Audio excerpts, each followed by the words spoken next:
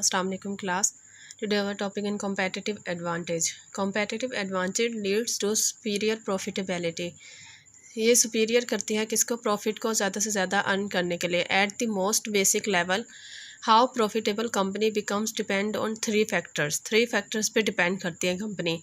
The amount of the value customer place on the company's product. क्या amount रखती है company अपनी product के लिए? The price that a company charges for its product. Price क्या charge करती है कंपनी अपनी प्रोडक्ट के लिए? The cost of creating that value. उसकी कॉस्ट क्या लेती है जब उस प्रोडक्ट को लॉन्च करती है? वैल्यू क्या होती है? Value is something that customer assign to a product. Value वो होती है जो कि एक प्रोडक्ट के लिए. Value is something that customer assign to a product. Value वो होती है जो कि असाइन कस्टमर के लिए असाइन करती है प्रोडक्ट के लिए. इट इज़ अ प्राइस क्या होती है, यानी कि प्राइस जो असाइन की जाती है. It is a function of a attributes of a product. ये फंक्शन होती है किसी एट्रीब्यूट्स, यानी हम क्या मेथड यूज़ कर रहे हैं, क्या प्रोडक्ट हमें दे रहा है, कस्टमर को दे रहा है. Such as its performance, design, quality and point of scale and after sale service. क्या सर्विसेज दे रहा है वो प्रोडक्ट हमें. A company that strengthen the value of its product in the products in the eyes of customer gives it more pricing option. यानी company हमेशा वो मजबूत होती है जो कि ऐसा प्रोडक्ट देती है जो कि कस्टमर की आंखों में ज़्यादा अच्छा होता है. यानी वो उस पर हमें क्या होती है, प्राइसिंग ऑप्शन भी मिल जाती है कंपनी को. ठीक है, जब कस्टमर सेटिस्फाइड होगा तो वो क्या करेंगे, हम अपनी प्राइस भी अपनी मर्ज़ी की रख सकते हैं. It can raise prices to reflect that value और होल्ड प्राइजेस लोअर. ठीक है, ये हम प्राइजेस को जब बढ़ा सकते हैं जब कस्टमर सेटिस्फाइड होगा. Which induces more customer to purchase its product and expand unit sales volume. Customer ज़्यादा से ज़्यादा परचेज़ करेगा उस प्रोडक्ट को तो इससे हमारा यूनिट सेल्स वॉल्यूम भी क्या होगा, बढ़ता जाएगा. ओके अच्छा, इसमें कुछ ऑप्शंस यूज़ होती हैं कंपेयर. सबसे first one is resources. Resources are the capital और financial, physical, social, human, technological and organisational factor endowments that allow a company to create value for its customer. ठीक है, resources क्या होते हैं? Capital होते हैं जो हम यूज़ करते हैं. फाइनेंशियल कह सकते हैं. फिज़िकल हम कोई चीज़ यूज़ कर रहे हैं. सोशल और ह्यूमन यूज़ कर रहे हैं. टेक्नोलॉजी भी तो यूज़ कर रहे हैं. एंड ऑर्गेनाइजेशन फैक्टर, एंडोमेंट जो अंदर यूज़ होगी कंपनी में, that allow a company to create value for its company, जो कि कंपनी को अलाउ करती है कि वो अपनी वैल्यू क्रिएट कर सकें कस्टमर के लिए. टू टाइप्स वो बताते हैं रिसोर्सेज की. Number one, tangible resources. Number two, intangible resources. Tangible resources are something physical such as land, buildings, plant, equipment, inventory and money. Are something क्या फिजिकल होता है, जो कि फिजिकल होंगे वो क्या होंगे, tangible resources होंगे. जैसे ज़मीन, बिल्डिंग जहाँ हमने प्लांट लगाना, मशीनरी यूज़ होगी, इक्विपमेंट, इन्वेंट्री न्यू इनोवेशन लेके आना, एंड मनी ऑफ कोर्स पैसा. Intangible are non-physical entities that are the creation of the company and its employee, such as brand name कह सकते हैं. ये tangible तो ना हुआ ना. That reputation of the company, जो कि reputation होती है कंपनी की. The knowledge that employees have gained through experience, और ऐसा knowledge जो employee gain करता है through experience. And the intellectual property of the company include patients, copyright and trademark, जो कि तिजारत को लेकर चले. उसके पास ऐसी इंटेलिजेंस होनी चाहिए जो कि कंपनी को ज़्यादा बेनिफिशियल बना सके. ये क्या हो गए, इंटेंजिबल रिसोर्सेज. भी आ गया capabilities. Refers to a company skill at coordinating its resources and putting them to productive use. Capability refer करती है कंपनी स्किल पर, क्या स्किल्स है उसके पास, उसको रिसोर्सेज कैसे यूटिलाइज़ करना है उसने, उनके लिए क्या स्किल्स हैं. And putting them to productive use, और फिर उसे यूज़ कैसे करना है प्रोडक्टिव बनाने के लिए. These skills reside in an organisations rules, routines and producers. ये कहाँ होती हैं? ऑर्गेनाइजेशन रूल्स हम बनाते हैं, रूटीन्स में चल रहे होते हैं, या प्रोड्यूसर जो प्रोडक्ट को लॉन्च कर रहे होते हैं। देन आता है कॉम्पिटेंसीज। सी कॉम्पिटेंसीज में आ जाते हैं are firm specific strength that allow a company to differentiate its product and for achieve substantially lower cost than its rivals and thus gain a competitive advantage। Competencies क्या होती है? Specific एक मजबूती होती है, स्पेसिफिक स्ट्रेंथ होती है जो कि कंपनी को अलाउ करती है कि वो अपने आप को डिफ्रेंशिएट करे दूसरी कंपनी से। ठीक है, उसकी परफॉर्मेंस क्या हो? चेंज होनी चाहिए कि दूसरी कंपनी से उसका प्रोडक्ट चेंज होना चाहिए और वो अचीव करे सब्सटेंशियली लोअर कॉस्ट, यानी कम कॉस्ट पे वो क्या अपने प्रोडक्ट को सेल आउट करे। Types of competency, core competency हो सकती है, डिस्टिंक्टिव कॉम्पिटेंसी हो सकती है। कोर कॉम्पिटेंसी वो होगी, it is an activity central to a firm's profitability and competitiveness that is performed well by the firm. Core competencies create and sustain firm's ability to meet the critical success factors of particular customer groups। Core competencies वो होती है जो customer के दरमियान होती है। Competitiveness होती है, किस तरह से उसने प्रॉफिट को अर्न करना है, किस तरह से कस्टमर को अर्न करना है। कुछ कस्टमर्स के ग्रुप के ऐसा होता है ना, कुछ कस्टमर्स क्या होते हैं कि कहते हैं हमारा कुछ अमीर लोग होते हैं, जैसे वेडिंग फंक्शन हमने ऑर्गेनाइज़ करवाना है तो वो कंपनी क्या होती है पूरा उसका पैकेज लेती है और हर चीज़ पे उसका क्या होता है फोकस होता है। ठीक है ना, यानी यहाँ उसने क्या करना है, कस्टमर ग्रुप को सेटिस्फाई करना है, उसकी हर चीज़ को उसने लेकर चलना है। ठीक है, distinctive competency, it is a competitive value able activity that a firm performs better than it's competitors. ठीक है, वो क्या होती है? ऐसी वैल्यू होती है जो कि वो अपने कॉम्पिटिटर से ज़्यादा अच्छा परफॉर्म करें। These provide the basis for competitive advantage. These are cornerstone of strategy. They provide sustainable competitive advantage because these are hard to copy. ये सस्टेनेबल ये प्रोवाइड करते हैं sustainable advantages because these are hard to copy, क्योंकि हम किसी को भी copy नहीं कर सकते हैं। हमें हमेशा अपना प्रोडक्ट लॉन्च करना है, उससे ही लेकर चलना है, उसे हम चेंज नहीं कर सकते। हम अगर किसी का प्रोडक्ट कॉपी करेंगे तो इससे भी हमारा क्या होता है, केस हो जाता है। ठीक है, कि आपने हमारा प्रोडक्ट कॉपी किया है या नेम भी हम कॉपी कर लें तो। अच्छा, टुडे कंपनीज क्या कर रही हैं? Organisation today confront new market, new competition and increasing customer expectation.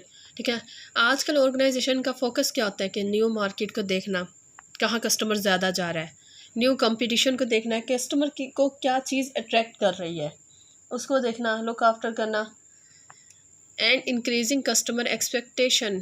ठीक है, कस्टमर एक्सपेक्टेशन को बढ़ाना। Thus today's organisation have to constantly re-engineer their business practices and procedures to be more and more responsive to customer and competition। ठीक है, वो ऐसे procedures को अपनाती है जो कि क्या करे, चेंजिंग लाती रहे कॉन्स्टेंटली। मैंने वो एग्जांपल दे रहा है एक छोटी सी इनोवेशन चेंजेस। अब हम ये देखते हैं कॉम्पिटिटिव एडवांटेज क्या होती है। इसमें क्या है, सबसे पहले देखें कॉम्पिटिटिव एडवांटेज लो कॉस्ट होता है, यानी अगर हमने अपने कॉम्पिटिटर के लेवल पर लाना है, उसकी प्राइस कम है तो हमने क्या देना है, हमने लो कॉस्ट करनी है, डिफरेंटिएशन, डिफरेंट प्रोडक्ट देना अपना। देन सुपीरियर क्वालिटी, क्वालिटी सबसे अच्छी देनी है, सबसे बेस्ट थिंग ये होती है। दैन हो जाता है सुपीरियर कस्टमर सर्विस होनी चाहिए, रिस्पॉन्सिवनेस होनी चाहिए, कस्टमर को अच्छी से अच्छी सर्विस दी जाए। सुपीरियर इनोवेशन होनी चाहिए, अच्छी से अच्छी हमने टेक्नोलॉजी यूज़ करनी है। सुपीरियर एफिशिएंसी होनी चाहिए, जो कि क्या हो, प्रोडक्ट एफिशिएंट होना चाहिए, ज़्यादा से ज़्यादा चल सके। ओके, सबसे पहले ए आ जाता है efficiency. Efficiency in a business organization, inputs such as land, capital, raw material, managerial know-how and technological know-how are transformed into output such as product and services। Efficiency को वो हर लेवल पे लेके जाना है, यानी हमने कंपनी को भी सेटिस्फाइड करना है कि हम लोअर इनपुट यूज़ करें और ज़्यादा से ज़्यादा आउटपुट गेन करें, या फिर हम कस्टमर को ऐसी प्रोडक्ट और ऐसी सर्विसेज दें जिससे कस्टमर सेटिस्फाइड हो। ठीक है, क्वालिटी क्या होती है, क्वालिटी गुड्स ऑफ सर्विसेज होती है, indicates reliability of doing the job which the product is intended for. High quality product create a reputation and brand name which in turn permits the company to charge higher price for the product. Quality अच्छी देंगे तो हम क्या होंगे, customer satisfied होगा, जिससे हम क्या करेंगे, प्राइस लेवल बढ़ा सकते हैं, उससे क्या होगा, प्रॉफिट ज़्यादा से ज़्यादा अर्न कर सकते हैं। ठीक है, सी आ जाता है innovation. Okay, innovation means new way of doing things, यानी चेंजेस लाना from time to time. Innovation results in new knowledge, new product development structures and strategies in a company। New knowledge को लाना, न्यू प्रोडक्ट डेवलपमेंट स्ट्रक्चर लाना, ऐसी strategy, ऐसी policy लाना जो कि क्या हो, डिफरेंट हो। इट ऑफर समथिंग यूनिक होना चाहिए। ठीक है, which the competitors may not have and allows the company to charge high price. ठीक है, जब तक कंपेटिटर्स का इतनी ज़्यादा प्राइस ना हो तो फिर उसके मुताबिक ही हमने क्या करना है, प्राइस को हाई रखना है।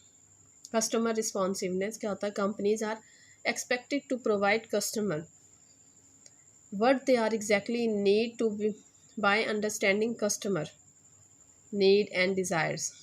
कस्टमर रिस्पॉन्सिवनेस क्या होती है, कंपनी कस्टमर रिस्पॉन्सिवनेस ही होती है, यानी उसने क्या करना है, कस्टमर्स को सेटिस्फाइड करना है।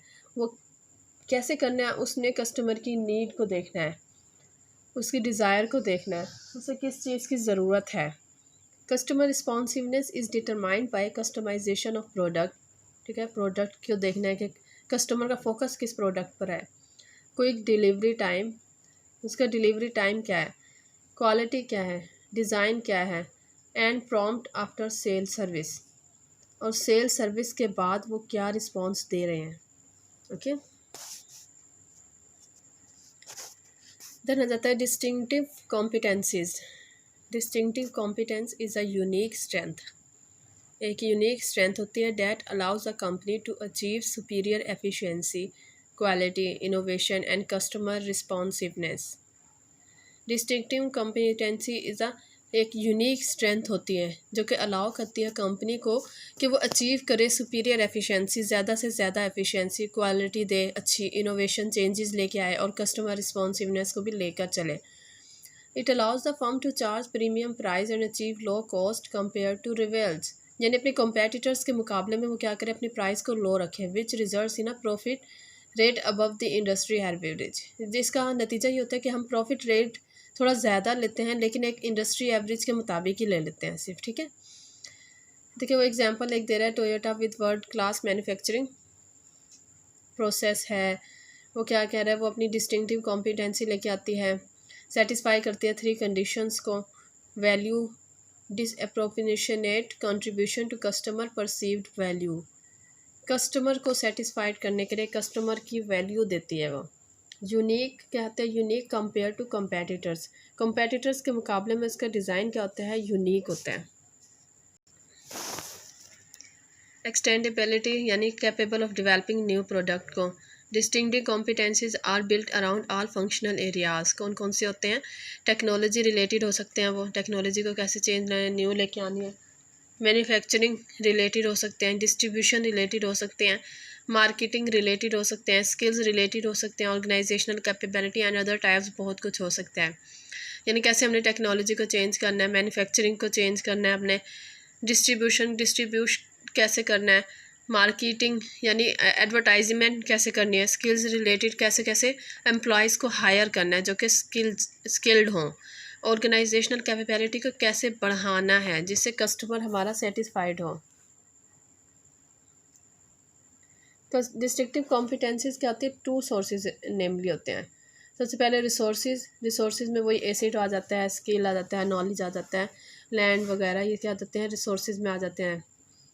Research and development, form specific acids, such resources क्या होते हैं, एग्जांपल कुछ वो दे रहे हैं, पेशेंट्स एंड ट्रेडमार्क्स, ये हमने कुछ पीछे पढ़ा भी है इसलिए मैं थोड़ा जल्दी पढ़ा रही हूँ। ठीक है, okay. Property know how, property क्या चल रही है, क्या रेट चल रहा है, उसका टैक्स क्या पे करना है हमने। इंस्टॉल कस्टमर बेस, बस कस्टमर का जो पहले से मौजूद है उनको किस तरह से लुक आफ्टर करना है, ठीक है, उसे किस तरह से ट्रैक करना है अपनी तरफ। रेपुटेशन ऑफ द फर्म को कैसे बढ़ाना है, ब्रांड इक्विटी को कैसे बढ़ाना है। Strength and weakness of resources can be measured, किस तरह से कर सकते हैं, कंपनीज पास परफॉर्मेंस के हिसाब से, कंपनीज की कॉम्पेटिटर्स के हिसाब से वो किस तरह लेकर चल रही थी अपने कॉम्पेटिटर्स को, and industry as a whole, और पूरी इंडस्ट्री को कैसे लेकर चल रही थी। इवेलुएशन अ की प्रोसेस। ओके, वैल्यूएशन की प्रोसेस कैसे हुआ? A unique resource is one which is not found in any other company. ठीक है, a resource is considered to be valuable if it helps to create strong demand for the product. ठीक है, ये valuable जब होगा तब जब हम क्या होगा, हमारे प्रोडक्ट की ज़्यादा से ज़्यादा स्ट्रॉन्ग डिमांड होगी। Barney has evolved VRIO framework of analysis to evaluate the firms की रिसोर्स। ठीक है, क्या हम क्या कर सकते हैं, हम ऐसा फ्रेमवर्क बना सकते हैं, हम एक ऐसा फ्रेमवर्क बना लेते हैं जिससे हम इवेलुएट कर सकें फर्म के की रिसोर्सिस को, ताकि हमें पता चलता रहे कि किस तरह से हम रिसोर्सिस को यूज़ कर रहे हैं। अब क्या होगी वैल्यू?